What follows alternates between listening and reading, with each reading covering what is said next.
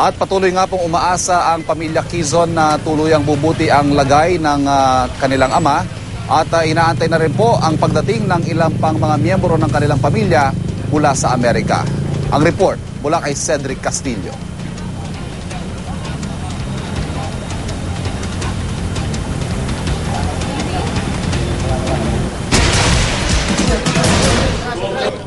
Maaliwalas ang mukha ni Eric Quezon, anak ng Comedy King na si Dolphy, nang humarap sa media. Dala niya ang isang magandang balita.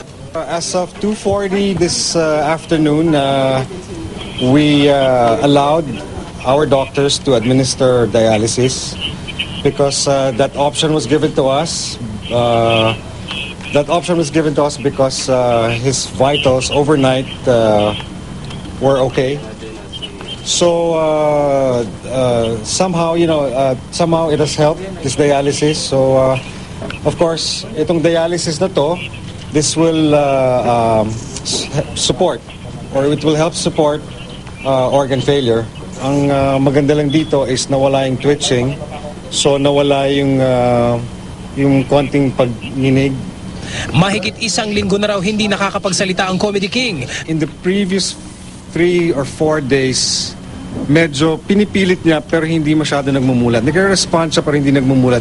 Pero kanina talaga yung voluntarily na talaga nagmulat at inikot niya yung mata niya, tumingin siya sa sa aming lahat. Natuwa ang mga kapatid ko, kaming lahat, dahil alam namin na nadidinig niya kami ng time na yan. And I knew he was trying to communicate with us. Mas mabuti raw ang kondisyong nakita nila sa kanilang ama, pero tila mahaba pa ang labang kanilang haharapin. The downside is platelets very low. So ibig sabihin nito, he might be susceptible to hemorrhaging. As of now, he's still positive for hemorrhaging. So merong bleeding sa loob na inaalam namin kung saan nagagaling ang bleeding na to. At naniniwala nga kami sa power of prayers. At kahit papano nga ay somehow nagkaroon ng hoping family namin.